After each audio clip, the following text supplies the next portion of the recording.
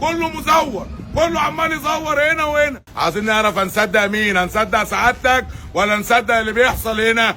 كله تزوير، ان كان للدكتور احمد السبكي ولا كان محمد فايد. مش ملاحقين على الناس فلوس هنا وبطايق هنا. هو في ايه بالظبط؟ سعادتك الغي الانتخابات دي، الناس جايبه خيرها.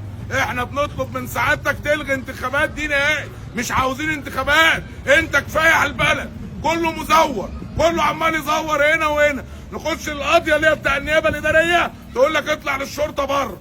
اكلم ضابط الشرطه يقول لك انا كلمت المأمور وعملنا بلاغ نجده.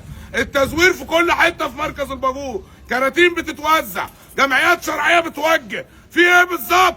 الناس جابت اخرها. انا بقول لسعادتك الرئيس عبد الفتاح السيسي الغي الانتخابات دي، محدش شغال في البلد غيرك والباقي كله مرتشي. بعد اذن معالي سعادتك وفخامتك الغي الانتخابات. مركز الباجور كل البلاد والكره رشاوي وكراتين، من مرشح الحزب محمد فايز للدكتور احمد السبكي. نيجي المدرسه المناديب تجري اللي تبعهم. طب احنا هنقعد لهم في المدرسه ولا هنلف على بيت المدارس؟ انا المرشح وائل النحاس، دايره الباجور الدايره الخامسه، بنقول لك التزوير علني تاني، ولا كأن سعادتك اتكلمت ولا كأن سعادتك قلت حاجه. رجاء من فخامه الرئيس عبد الفتاح السيسي، حفظك الله، احفظ شعب مصر اللي بيحبك والغي انتخابات. احنا مش عاوزين انتخابات، احنا مرشحين ان كانت بالطريقه دي احنا مش عاوزينها. وشكرا ليك يا ريس.